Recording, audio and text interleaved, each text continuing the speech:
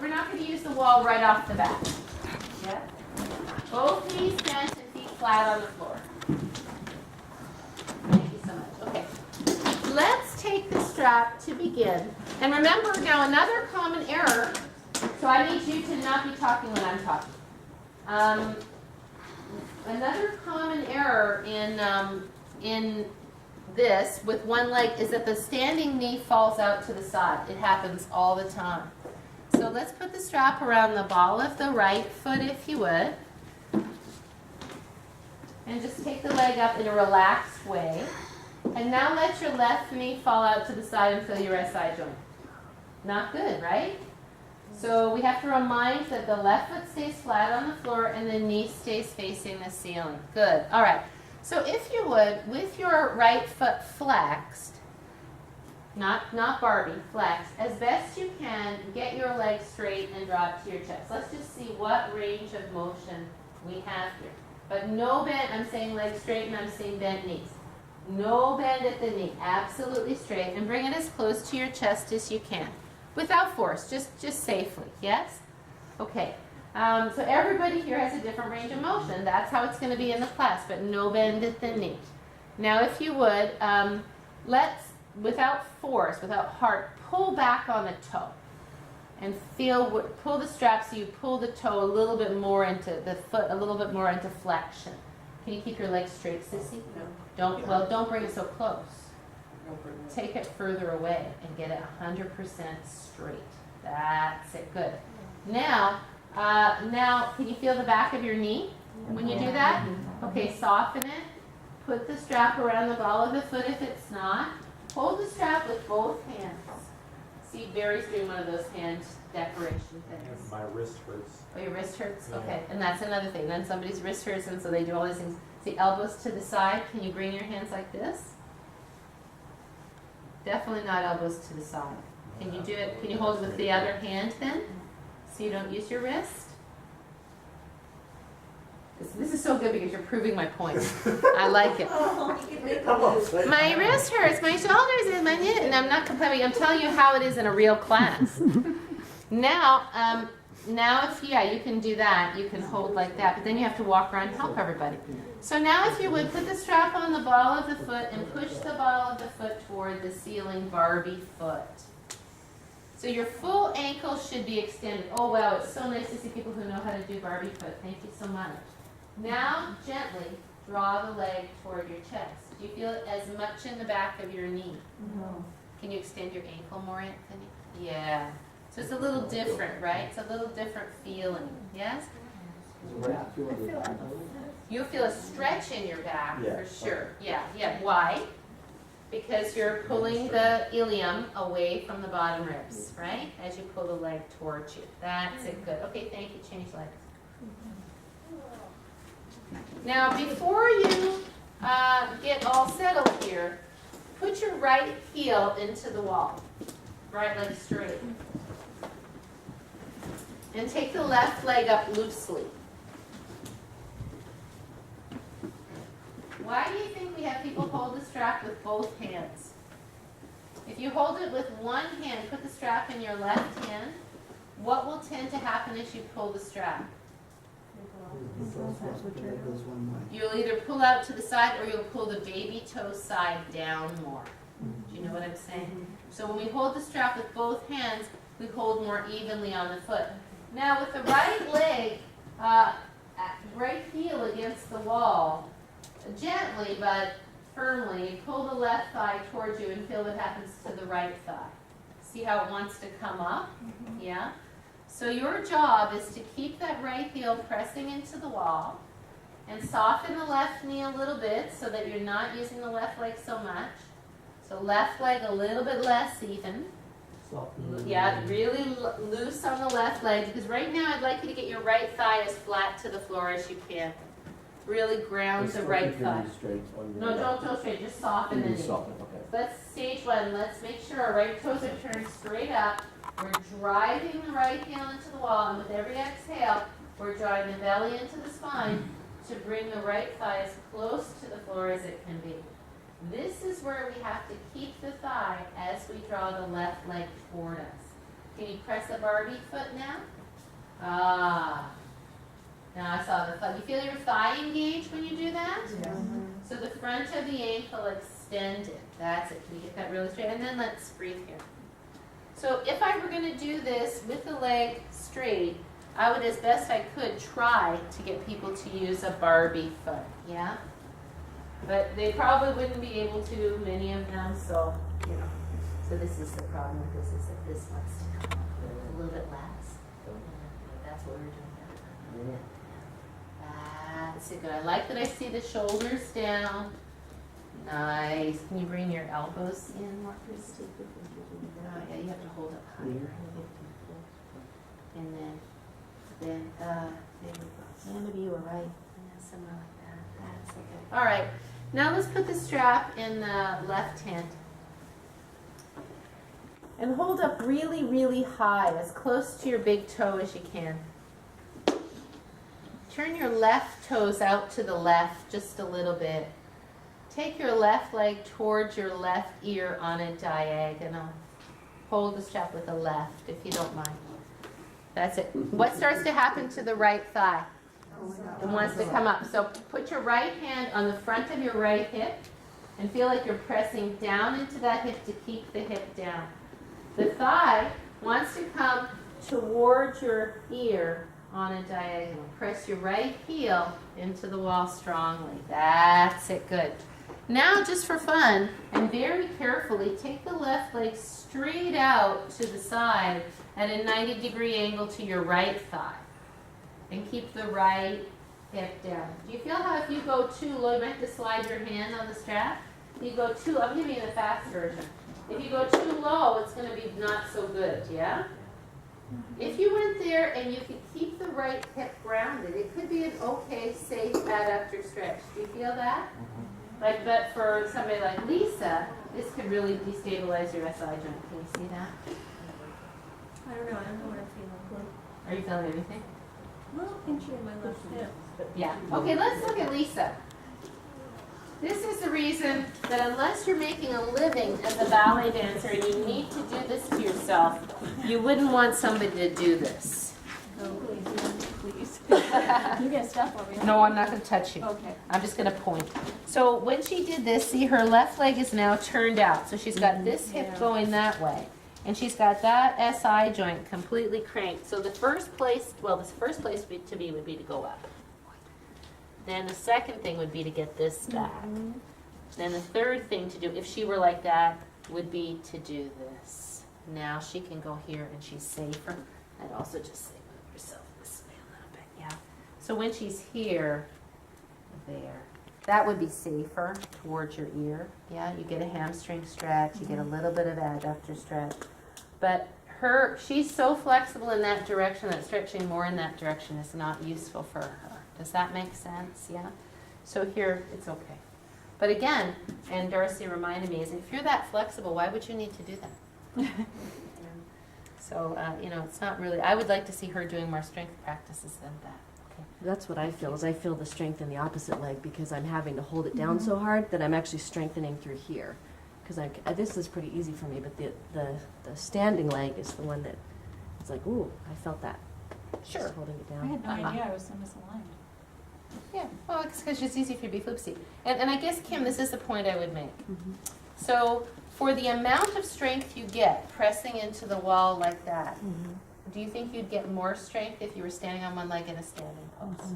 By far, by far. I have the same And problem in so- standing poses where I need to really work on that inside. Right. So Right. So if it taught you grounding, that would be okay. I would say, yeah, well, okay, teaches you grounding. But again, it's like I'm always trying to think in a group class, what's going to benefit the most people and give them the maximum bang for their buck? And if it's a bunch of flexible people, I'm probably not going to do this. I'm probably going to do something that has some flexibility but has more strength quotient. Because the likelihood of you getting to 2 people like this and fixing them is high. The likelihood of you getting to everybody while those 4 people destabilize their SI joints is low. So kind of that's the way I think of it in a getting around the room way, right? And that's why if I teach 6 hips, I don't ever teach 6 hips, I only teach 4. I'll do hamstring stretch and this, yeah? because I think for adductor stretch, you could do spider. There's so many other things you can do for adductor stretch than that. That's my belief. Let's do the, but when Rob was doing it, it looked really good because he was very strong in that grounding leg, and I could see it was a nice stretch for you to take it directly side, right? So again, it's not like it's never good. When you do it, it's good for you if you don't overdo it. Because it requires that sense that already that proprioception and strength. Imagine if these are beginners and they're just flooping that leg over and the hip is coming up. It's a nightmare. And in that moment, if somebody tweaks an SI ligament, that doesn't really go away. That's a destabilized ligament for the rest of their life. So I think for beginners, that position to the side, not so good. This is not the case with the cross leg. The cross leg is relatively safe. So let's do that right now. Good. And then what do you do with the ultra gentle? What we're going to do right now. Oh. Yes. The practice, they get flexible. So say now you have yoga one and ultra gentle people, and you really want to do some strap stretching because another reason to do strap stretching is because they're tired. And they're tired of standing. Or maybe you have a lot of people with foot issues and they can only stand up on their feet for so long, but you want to get some hip stretching. So laying down can be a nice alternative too, especially if they're already warm and you're doing it close to the end, which is for sure when I would do this. First, I would for sure do the bent knee hamstring stretch. I wouldn't just go into what we're going to do right now without doing it. And then I would do this. Let's do it together. So laying on your back, if you would, let's press the left heel directly into the wall with your toes pointing upward and hold your right knee with your right hand. That's a no strap this second, just with your right hand. That's it, good. Now, the closer you pull your knee to your chest, what happens with your left thigh? Pull that knee in. Feel how the left thigh wants to come up. So don't pull it in too tight. Keep it slightly away from the torso.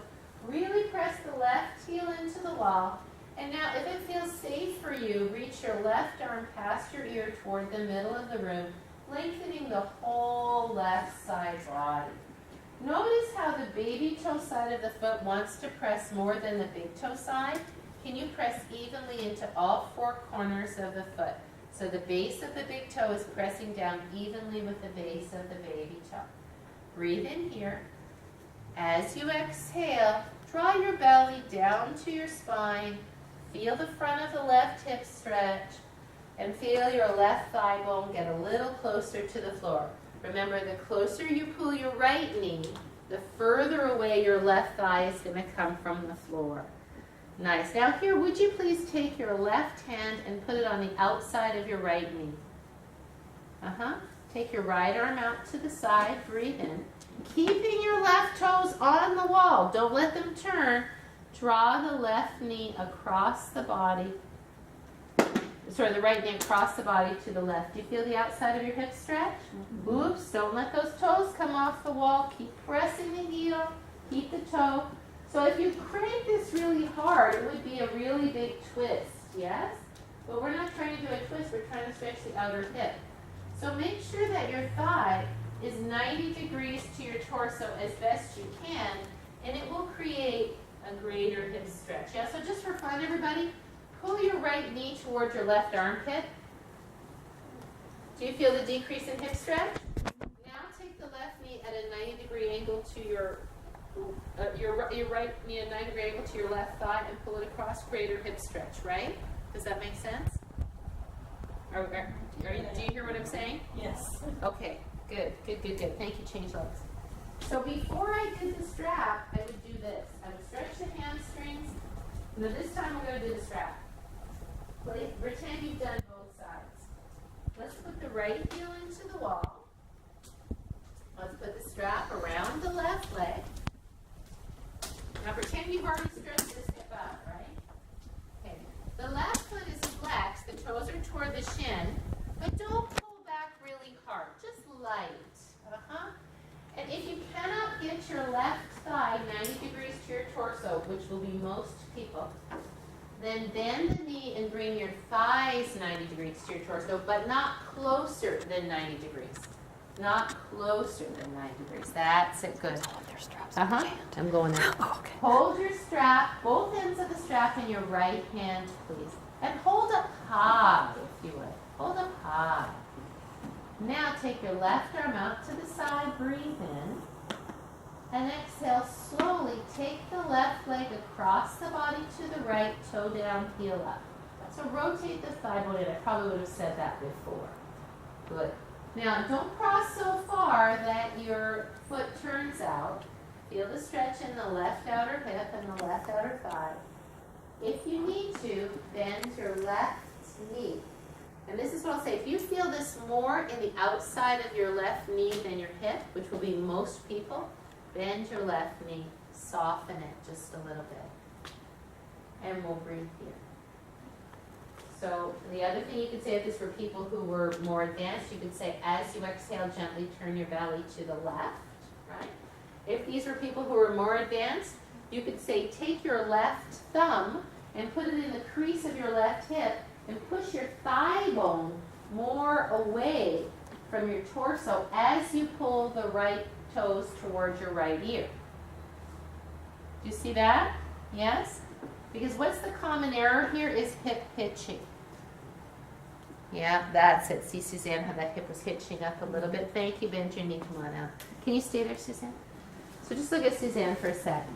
By far the common error here, well, there's so many, is that this, soften this knee a bit, is that this hip kind of comes up and shortens her waist here, right? So that's why we want the thigh bone over here so that the ilium comes down. And then but for a lot of people, I mean, just pushing like that, they can't do it. They can sustain it for about 3 seconds, right? But I do like this a lot. It's a great way to do it. And, we did it on Thursday night with a partner. And then again, and you just don't do partners with beginners unless it's just something really, really simple, because partners can hurt one another pretty easily. I won't hurt you. I might make you jump though. So we put the strap here and then we pulled back. And isn't that nice? Now reach your left arm back, straight behind your ear. So like this is a great stretch that we, but I did it in Yoga 4 class, right? And if you had, if it was say it was a Saturday at 4:30 and you had 6 people, and they were all people who practiced before, like the people I had yesterday. I could have done this yesterday with them, but you just have to know your group, right? Yeah. But that's the by far one of the things that happens with strap stretching is this whole side just goes, But I sure like this. Just like that, even if they mess it up, even if this rolls out, they're still going to get a lot here. And even if they bend the knee, they're still going to get a lot here. The big thing is you don't want them to yank really hard on this foot and just cause irritation here. Does that make sense? Yeah. Anything else you'd like to say?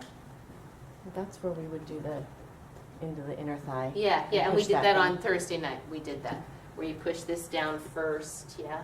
Mhm. But again, you're going to get around to a few people. I'm certainly not going to have partners do that unless we did it with Yoga 4 people, which would be fine. Yeah, that's definitely good. Anything else? Oh, really? Anything else? I mean, you can go, oftentimes, it's just, when you're doing the internal, say, in line with the shoulder, and keeping the sit bone down. Uh-huh. And then, if you're gonna go further, you can take this leg, cross it over. Oh, I mean, and then so it's this more of a hip- twist. Yeah, well, depending on how far you go, it becomes a twist. Yeah. Let's do more like Yoga 4. Yeah. All right.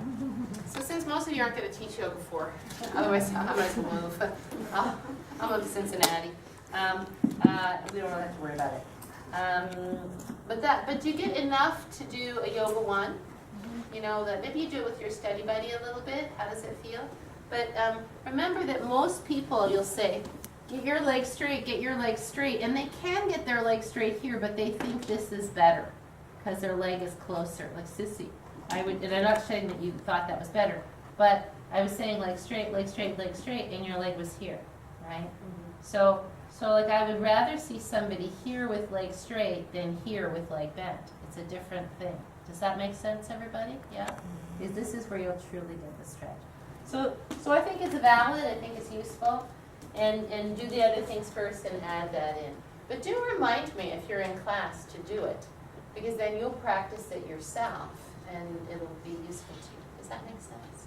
All right. Okay, let's take a break and then I'm going to do other practices that open the hips and stretch the adductors laterally, which was in teacher training number 9, December the 7th, 100 years ago. And then I'm going to alternate that with stretching a hip abductor. So we'll go one adductor practice, one abductor practice, and that will go to your point. Yeah, since we seem to be on hips today, you've kind of warmed up your hamstrings with the strap. So we're kind of in a good place, right? Because I wouldn't do any of these if I hadn't done some standing poses to warm up the hip. Once again, once I get down on the floor, I want to have had some freedom before I get to that leverage. Does that make sense? Okay, I think we did some of these. We did Charlie Chaplin and legs up and wide, floor and wall, right? Yeah. We've done that. Spider and supine spider. We did supine spider just a little while ago, right? Mhm. Baddha Konasana, have we done Baddha Konasana? No. So let's go over Baddha Konasana because it's one of my least, Supta Baddha Konasana is one of my least favorite poses. Again, because the wrong people do it and they shouldn't be doing it, and because they're already so flexible, and the people who are not doing it, not so flexible, tend to do it poorly. So you have to make sure you can do it. No, because my spine isn't in extension. So now I'm pelvically counter-nutated, and I'm just going to strain my back. So for anybody that can't sit up like this, flat on the sit bones with the pelvic bowl level, they need to sit on a blanket. Yes? Right? So usually a gray blanket, because gray blankets are thicker, right? And sometimes 2 gray blankets. So for me, the beginning of Baddha Konasana, any seated pose, when you're going to sit on a blanket, you have to pull your butt back. Why? There's muscle in To get on your surface. To get on your sit bones, right? Because when you just park yourself, inevitably you're kind of backward rotated, and you think you're sitting up tall. People will sit like this, and I'll say, sit up tall, and they'll go, sit up tall, right? And they're in flexion, yeah? So you teach people to come to one side, take the flesh of the buttocks, pull it back, take the flesh of the buttocks on the other side, pull it back, and then rock side to side so they know they're sitting up on their sit bones. So I like to start Baddha Konasana with the soles of the feet in what I call a diamond, a distant diamond, a big diamond, as opposed to a little flat triangle, a big diamond. And so as opposed to pushing on the knees, why wouldn't I want to push on my knees here? Because you want freedom before leverage. Because Too much That's pressure on true. the knees. Since the bone goes the other direction. Right. Here, you want the bone ultimately to drop in the hip socket. If this were a crowbar and I push on this side, which way is this bone going to go? Up, right? So in general, we don't push on the end of a bone because the force will go into the other end of the bone, right? And we'll get to adductor stretching right in a second. So for me, the beginnings of Baddha Konasana are teaching this pelvic tilt. And say I've been doing a bunch of things, say I've been doing a very simple seated twist, for example, right, which we haven't done a whole lot of seated poses. But say I've been doing a simple seated twist, I might do both sides of the seated twist. I've rotated my spine one way, rotated the other way. Then this Baddha Konasana is a nice way to find length, whereas when people go like this is what they can get, right? So,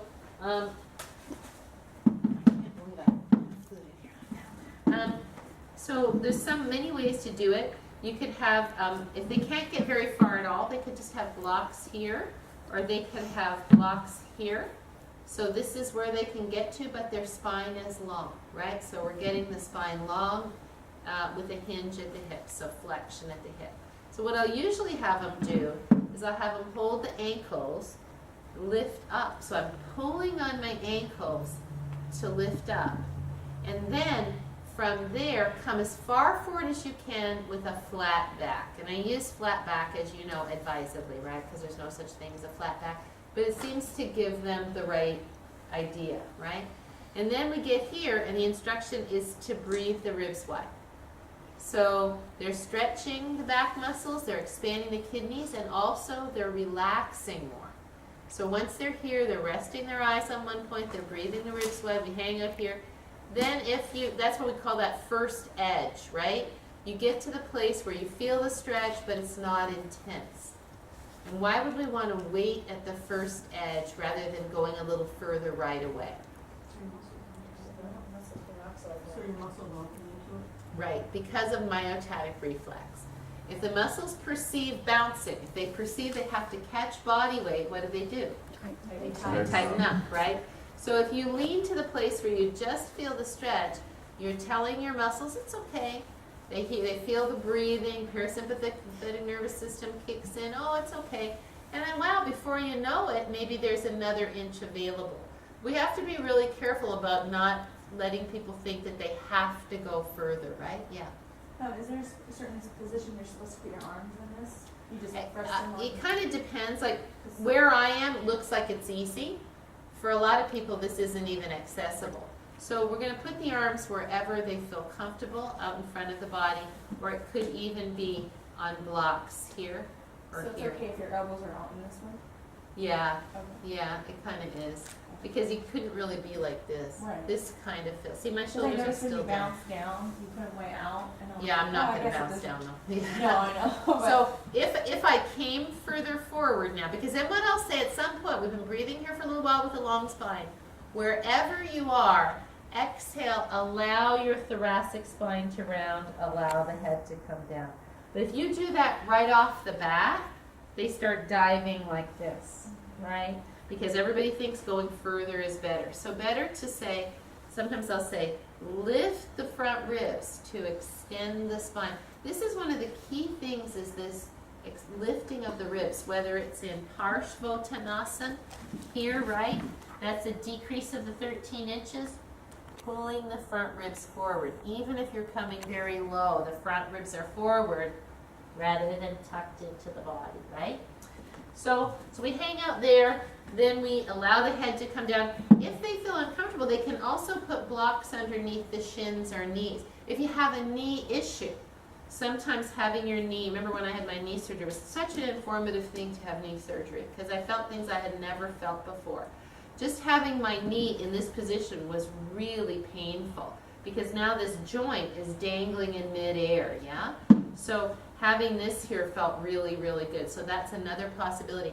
And this is a beautiful pose also close to the end of practice. Why?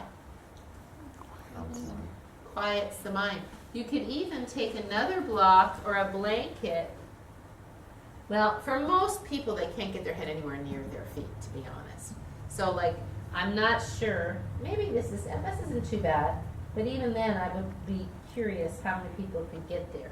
But even just hanging the head like this is kind of nice, you know. This would be counterindicated for somebody who has active flaring sciatica, right? Does that make sense? Because that's an external rotation. You're going to get contraction of the piriformis muscle over the sciatic nerve. So if the person has active flaring sciatica and you were doing this, you might have them put their legs over blocks like this, lengthen forward, and just hang the head. The thing is, if I have somebody with active flaring sciatica, there are so many other things you can do. I would probably just leave out all of those things so I don't have to give that person the alternate. Because you will have people come in and unfortunately, usually, because you ask everybody who's brand new if they have an injury, right? But it's not until halfway through the practice when someone's going like, you go, you all right? And they go, oh, my sciatica's been killing me. And I'm like, did that just start? No, it was like this since I walked in. And I'll usually say, if, next time just tell me right up front. But I'm also reluctant to say to a class, Who has a new injury? Does anybody? Because then it'll like be everybody. So I'm not sure where the line between that is. You know, if you have something going on, let me know. Maybe that's a good thing, because it seems to be happening more and more lately that people walk in the door with these things and I don't know it till they start wincing. Okay, so this would be about back lengthening, right? And relaxing. There's a little bit of adductor stretch just from relaxing, yeah? Then the adductor stretching is when you pull the feet in closer. However, I will say to you that I don't ever personally do this anymore, because every single time I do, my repaired meniscus hurts all day long the next day, or right afterwards. I did it on Thursday, and I went, oh, I shouldn't have done that. It was hurting all night. This is a massive squeeze of the knee, which is why I really don't like lotus pose for anybody. I mean, if someone comes in and in their practice they do lotus or they do half lotus, it's okay. I mean, they've been doing it a long time. It's fine. I'm not going to tell them not to do it, but I don't want to teach that. I don't want you to teach it, because you can tell me all you want that that's been done for thousands of years. We don't know what happened to those people's meniscus later. And so again, it is, I can tell you for sure, if you can't feel it, it is a massive squeeze on your meniscus. So and what was the purpose of lotus initially, Padmasana? To meditate. Meditation. And Padmasana, like the lotus, right? What do the roots of the lotus do? Sink into the mud so that the flower can grow, right? So this was a bound pose to really lock the pelvis down so that you would supposedly sit upright. For most people, that's not how it is. And we don't grow up sitting on the floor like this, so most of our knees really are not geared to that. And many of us are too heavy for it. Like Lisa can sit there easily. She has really, really thin musculature on her legs. But, you know, I would just be careful. I feel it. Because as you, now that you're starting to get closer to my age, a little bit at a time, your meniscus get drier, yeah? And less fluid in the joints, less fluid in the knees, so it does put more pressure on the meniscus. So like for me now, if I want to sit like that, I can sit like this pretty comfortably. I wouldn't sit and meditate like this for a long period of time, but if I'm just teaching, I can sit like this and be okay. It's a lot less stressful on the knees because the shin isn't being pulled up, yeah? Okay, but what I do, even with Yoga 1 people sometimes, let's do this with me if you don't mind, sit up on a blanket. So let's just do the first one first. Let's take the feet in a diamond where the heels are distant from your pubic bone, and let's hold the shins. And so from this position, pull your hands down into your shins to lift your spine up, breathe in. On exhale, walk your hands down and take the elbows a little bit to the side. Sometimes I'll have people walk their hands forward, but keep the spine long. See, I kind of like this. You test it. With your hands forward, it's one thing. With your hands on your shins with a little pull, you get a little more length. Do you feel that little difference, right? And so bring the torso like a log, as straight as a board, coming forward without forcing the knees at all, and just breathe here. So, Pat, lift your chest up a bit more so the spine doesn't come in flexion. That's it. And breathe your ribs wide like an accordion. And feel the spine long, maybe Suzanne feet a little further forward. Right. Good. And so most of you have your knees much lower than many people would in this pose, right? So see where Suzanne is? That's where many people's knees would be, as opposed to Miranda, right? So just everybody, it's just to look at everybody's body is different, right? So now as watch the two of them. As Miranda comes forward and down, look at the difference, and as Suzanne comes forward and down. So let your head come as far forward as you can. Now Miranda, elbows to the side, and hang your head. That's it, and Suzanne. And so I don't mind the elbows to the side. Now Suzanne, tell me, is it better to be there holding your feet or just to walk your hands forward a little bit? Tell me what feels better in your back. Like holding my feet. Okay, because it gives you more support to pull forward. The trick is if we're always pulling, and stay where you were, Don. Now look at Don, look at his shoulders. See the problem? Elbows out to the side a little bit. Better shoulders, right? So if you're pulling too much, you don't get the ease factor. You've got the muscles saying, oh, I'm being pulled, right? So at some point you want to let go of the pull and just let the body weight do it. And then you breathe there. And then once you've passed again, you've been there for the past little time, then you might pull again and then release again. Does that make sense? But if you're pulling the whole time, you're not going to get the release. So you can hang out there. Then to come forward, extend the spine, breathe in, come on all the way up. After this, what I would do is windshield wiper. Right? A little seated windshield wiper.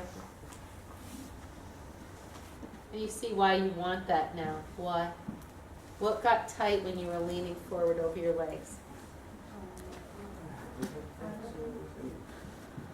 Hip flexors and maybe a little bit of quadratus tight too. Yeah. Okay, what's wrong with me? When I do it this way, my back is uncomfortable. When I go like this, very comfortable. Does that ever happen? Are you rounding when you come forward with your feet like that? I can't really see your back. I think I am. I don't know. Is your back? Nope, I feel like I'm straight. Well, you're not coming as far. Go ahead now, put your feet out. See, you're going a lot further this way. Oh, okay. Yeah. So that's what it is. You've Okay, restricted thank your you. range of motion. Okay. Yeah, yeah. Thanks. So yeah, it's definitely a bigger back stretch when you put your feet out further, right? So now when you bring your feet in close, if you want to get an adductor stretch, and so the classic way to do this is to bring the baby toes together and the soles of the feet open like a book. Not that many people can do that, right? Because it requires more stretch out this way, right? So all you just say is baby toe side of the foot together. And then it doesn't have to be in tight, tight, tight. It just can be where it is because we don't want to squish the meniscus. This is what I usually have people do.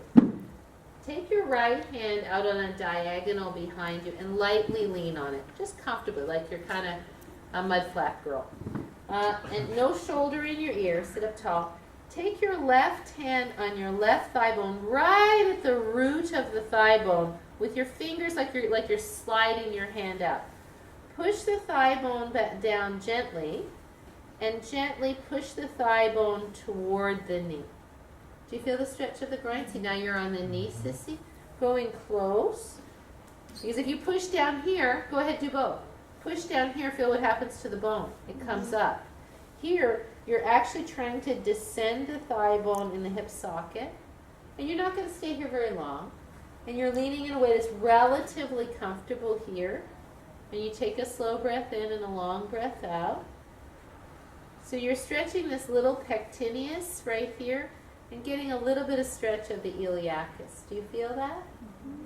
Yeah? So it's got to be hand down and out. Let's switch sides.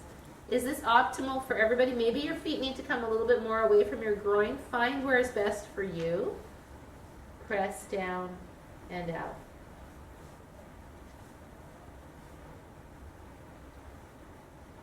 And so I might do seated twist, then I might do the back lengthener, then I might do this, and then what I would do is laying down Charlie Chaplin at the wall. Right? Does that make sense? Because I would be counterposing this. This is inward rotation. And I would be creating back length. Then I would be stretching adductors.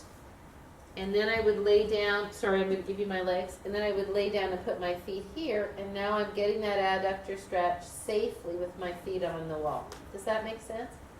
I'm not going to do it because it would hurt me. In classical yoga, for sure, you could lay forward. Can you do that? Can you lay forward? Yeah, yeah, with your back.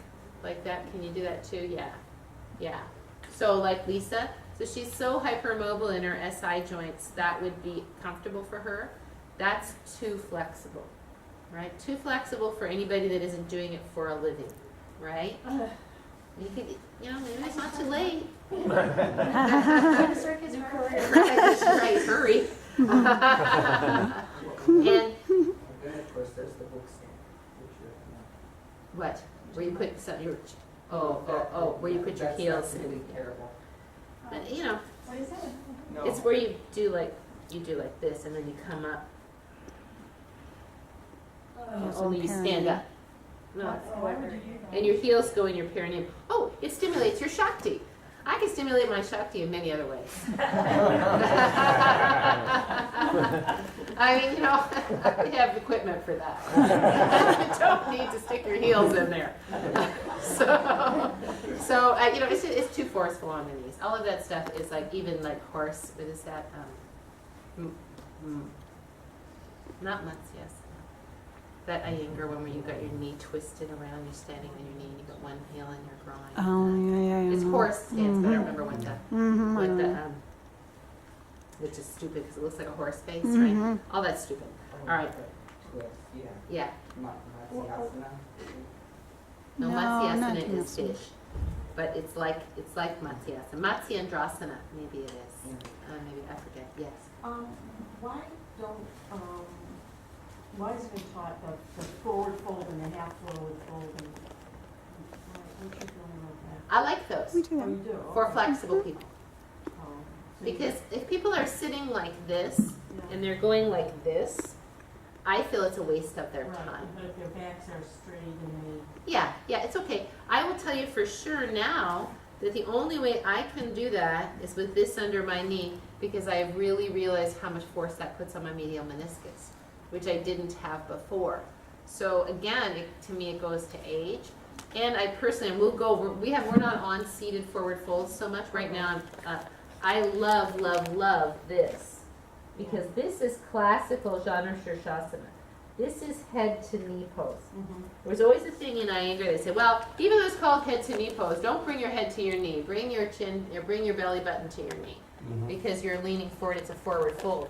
And I always thought, well, that's stupid because they always name the poses for a reason. Why would they call it head to knee pose if you're not supposed to bring your head to your knee? And when I started doing actual head to knee pose, it all made sense to me. Now you get this beautiful quadratus lumborum stretch. It's a great stretch. And I always used to laugh at people on the football field. I'd see them and they'd be going like this, and I go, oh, that's just so stupid. But now I get why they did it like that. It's because it really does stretch your back better like that, right? But we were always taught, oh, don't do that. Make sure you're completely square and you're completely rotated, which is just different, right? So that's a whole other deal. Right now, let's just stay, because I'll get to those poses too. There's a variation of the cobbler, the turtle. I think it's called turtle. Yeah, Kurmasana. You like that, or? We do it. We do it. In a level It's 4. just- Yeah, it's You know where it's good for? It's good for people who are massively flexible, who need to get more flexion into their back. So like for me, because I have no thoracic curve, doing something like this is really good because it gives me more thoracic curve. But however, could I think of better ways to get into my thoracic curve? Yes. Again, like these extreme poses that have these benefits, and you go, well, yeah, but like I loved when I was sitting with Gary, and Gary had me do everything like this.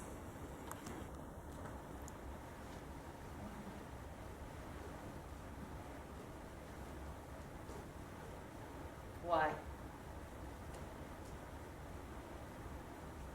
Make sure to articulate your spine. Because you were ready? Because I have a military spine. So he says, not so good to be so military, right? You want to have more spinal flexion. So work on increasing your spinal flexion. When you come forward, be like this, you know. And I spent a lot of years doing that because I was having so much neck pain. And it was from so much of this all the time, right? Everybody's like, get your shoulders back, da, da. And he's like, it's not natural to have no thoracic curve, right? So again, that gets to that idea of differentiated instruction, right? That, we're trying to hit, see, I don't think that's so useful for us in general, with the general population, because everybody spends their day like this. And we have more problems with too much flexion in the thoracic spine than not enough. So that's a whole other deal. Okay, so there's this, you could do this, walk your hands forward. with people, you know, who are flexible. I personally would not do this with elderly people or even middle-aged people because it's too much on the meniscus, you know, and there's really no benefit. Now, Supta Baddha Konasana is Charlie Chaplin, but on the floor, right? And it gives the same benefit. And I don't mind Supta Baddha Konasana in a couple different ways. So Supta is on the back, right? If most people do this, and they lay here for any length of time, what happens? Can you see this? Right? So then you say, oh, don't do that. Make sure you stay flat. And they get like this, and then they do this. If it's meant to be relaxing, then you're not going to be relaxed if you have to maintain this. In which case, are these going to relax? No, because you've got this kind of holding. So I like to do, if you're going to do relaxing poses, and I will do that with people. Sometimes I have them do. Can I like? Sure. Thanks. Sometimes I have them stack a couple of blankets like this. Thanks. And I'll have them starting close like this. Now the back is pretty flat, right? Even if they're like this, it's still okay. And then I'll say slide the blanket away, and a little bit at a time, slide the blanket away, slide the blanket away. And even if they slide the blanket away pretty far, and then come back slow, the back is pretty flat because the feet are elevated, yeah? And they don't have to hold so much. So if you're going to do Supta Baddha Konasana, I would like to see the feet elevated because it lets the back stay relatively flat. But look how high that is. Pretty high, right? And then when you get these very, very flexible people, and if we don't know them, and they're only going to be here for a day, that's fine. And they come in, and now it's Shavasana, and they're laying like this with their knees flat on the floor, and they go, oh, this is so relaxing. If we don't know them, that's fine. They're going away. They will deal with it down the road. If it's Lisa, and I know she's going to be a student here for a while, that's not going to serve her over time.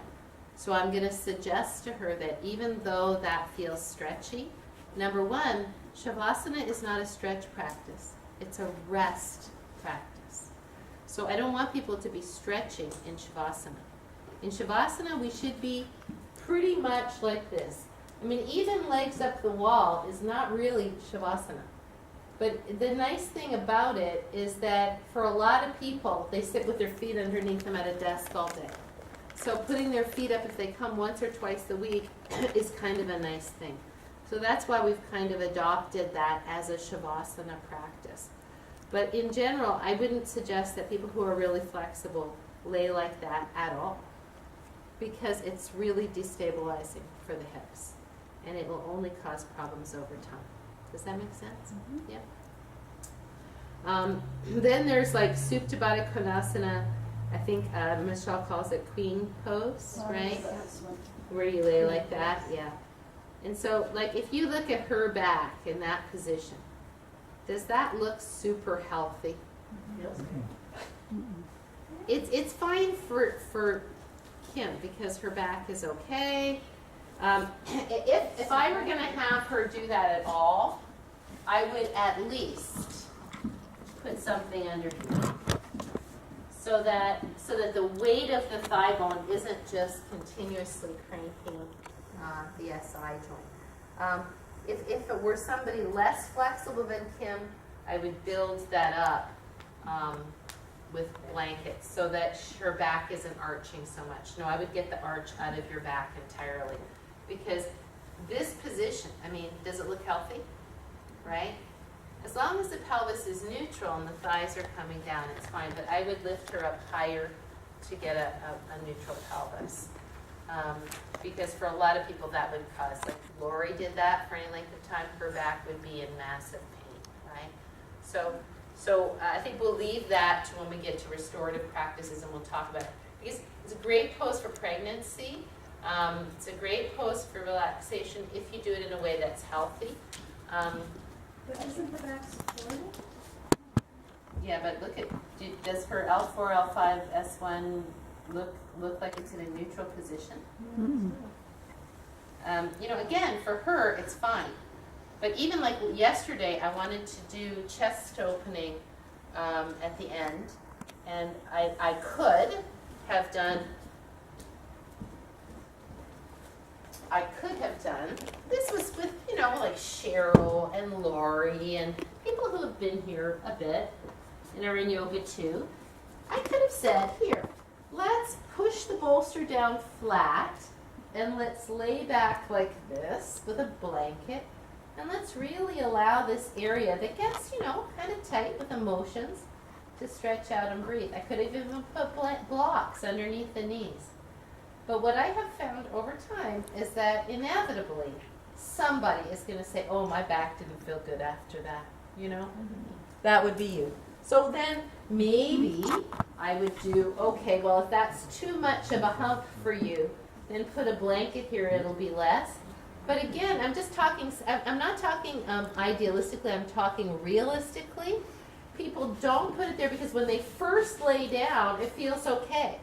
And then they don't even realize, and then they go to get up and they go, oh, So what I did yesterday, because I did want to get that chest opening, and for Cheryl I had 2 bolsters because she's so long. Is it as much chest opening? No.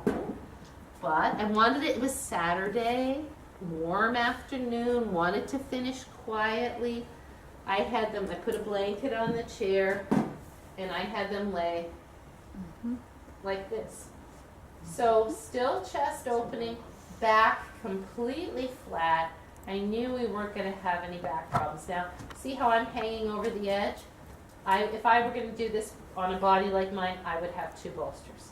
So no hanging over the edge. I mean, for me, again, it's about benefits versus risks. They're going to get good chest opening. They're not going to hurt their back. Yeah. I don't know, this is going to expose a lot of my ignorance, but why is Angel in the Snow, how is Angel in the Snow different from that? Yeah, no, it's a great question. Because there's nothing that's pushing here into your back, right? Your back is free, right? Okay. Here, this kind of forces you into this. And even if you put 2 blankets here and you make it less, it's all about the nutation of the pelvis. And if the person isn't completely laying flat and this isn't completely safe, they can get cramping, they can get pain. Because our students, and not even just our students, but people in general now, their backs are just not in good shape, right? So why not go for the safer option, get lots of benefit, and go there. Does that make sense? Yeah. And that's where we're diverging a lot from classical yoga. Because classical yoga was an assumption that wouldn't bother, what Kim's doing wouldn't bother the body. You look Not right now. when you look in Judith Lasser's restorative book, there's a lot of stuff like that. Like people laying over bolsters, like this with a blanket underneath the hips, and like all of this to open the belly. And I think it's, it to me, if I set this up nicely, it would feel really good. But Not for me. it wouldn't for a lot of people, right? So again, it goes to group class and what are going to be your choices. Okay, so that's Supta, so that's Baddha Konasana, basically. Oh, and then Supta Baddha Konasana, I forgot. What's the difference between, is there another name for this is Supta Baddha Konasana and this is Supta Baddha Konasana? Well, that's like a malasana. Yeah, small asana. Yeah, I mean, I've always called this Supta Baddha Konasana too because you're on your back. It doesn't matter. So we call it Christmas wreath. Yeah. So from circling your feet, a progression could be happy baby, right? If you're holding the feet, the knees come in toward the armpits. Is it okay for your tailbone to come up? Yes. I mean, you could do a practice here where you anchor the tailbone on purpose to see how that feels. But the purpose here is to increase flexion, right? So then I will even have yoga 3 people bring their feet here over their chest. So now your butt can come up, because guess what? If they can't get here, they'll just be like this. It's not going to be terrible. And then draw the belly down, lift the head up, pull the feet over your head wherever they can go. And so some people will go more and they'll get all that. That's okay. They're not going to hurt themselves. I mean, unless you have somebody that's really got a back problem. I wouldn't have that guy yesterday, but he even couldn't get into it. So, but at the Yoga 2, even like some Yoga 2s, Yoga 3s, if you've been doing a lot of stuff, it's a nice way to stretch out the back. It gives a lot of space between here and here. And they feel like they're doing something really cool, you know, and you can say, you know, I'll take your picture and you can put it on your Christmas card and stuff. See, there's Victor doing it. And that's kind of a good example. Go ahead, do that again, Victor. Victor does not have super flexible hamstrings. But by bending his knees, he can do this, and he can get a lot of stretch, and he feels like he's doing something really pretzel-y, right? So, you know, we all have a little ego investment in that, right? And then the big thing here is to say, let your feet come out slowly, because you don't want them to go boom, like that, you know, like judo or something. So really slow. And then a nice counter pose is this thing. What's this called? Windshield wiper, right? Because then you release it and you get a little twist in the back. So those are those. Be careful when people do this that they don't pull. What do? They pull on their feet like this. You never want to pull feet like that, right? The feet are meant to be like this, not like that. So, you know, just hold the feet even. You know, if somebody has a herniated disc in their back posterior, they're not going to do that, and you're not going to do it either. All right, good. You could also do that with hips up on the bolster, which we'll get to.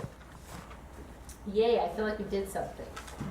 Now, let's do something that stretches the outer hip. How about? So we've gone over pigeon. Have we gone over pigeon variations? Chairs, Oh, we did standing. wall, Yeah.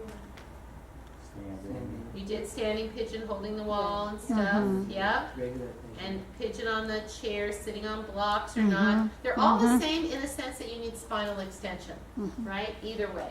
And pigeon on the floor. What's the contraindications for doing pigeon on the floor with the belly facing the floor? Knees. Right. If you have a knee issue and it feels uncomfortable to have your knee twisted at this position, and I will always say, if you have a knee issue, this could hurt you. You say it out loud, because people will go, oh, my knee's gonna, or they feel embarrassed not doing it. So if you've made it clear that this could hurt you, and they still make that choice, then you've said that, right? Are you sure we've done pigeon? Common errors, yeah? Okay, all right, so look for it on your thing. So the common errors are to have the knee too much underneath, I'll just say it real quick, or to have the knee too far out to the side. So you just want the knee snuggling the outside of the ribs and the foot slightly flexed. You can have people put this at a Yoga 3 level, put that foot forward and put your hands on blocks and be up here, it's okay. The challenge again is because you're holding it, the hip isn't going to give that much because it's going to perceive that it's being held. So, can you throw me that block? Thanks. I would probably prefer you put the hip, put the leg there. The challenge here is it's more weight on the knee, right? So you don't want them coming over like that. You want to stay back on it. And then now it's kind of dangling in midair, my thigh bone, but that's okay because now I'm supported. Does that make sense? Yeah, you can do more than one block, do 2 blocks, yeah? So again, would you do this as a warm-up for a revolved triangle? You would do revolved triangle after your standing poses, something like this.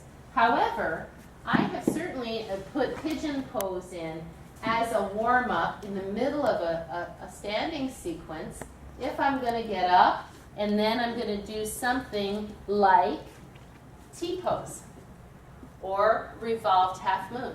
Because T-pose will be limited if the IT band is tight, right? So putting pigeon in a Yoga 3 practice before something where you're going to Warrior 3 or T-pose or something would be a valid practice. Does that make sense? Especially in a standing pose sequence because it gives you a little rest. And then especially if you're going to something hard that's going to need that to be open. So that would be okay. And then in lying down pigeon on the back, we've done that. Because that's the alternate, right? Where you cross. And you don't push on the knee, right? There's no pushing on the knee. If you're going to push, you push on the hip. Yeah. So what else is there in terms of pigeon? Double pigeon. Wait, Who did double pigeon? I have a question about standing pigeon. Mm-hmm. I'm never able to stretch the hip and keep my balance at the same time, so I always use the blocks. Or use the wall. Yeah, you tell people to go to the wall,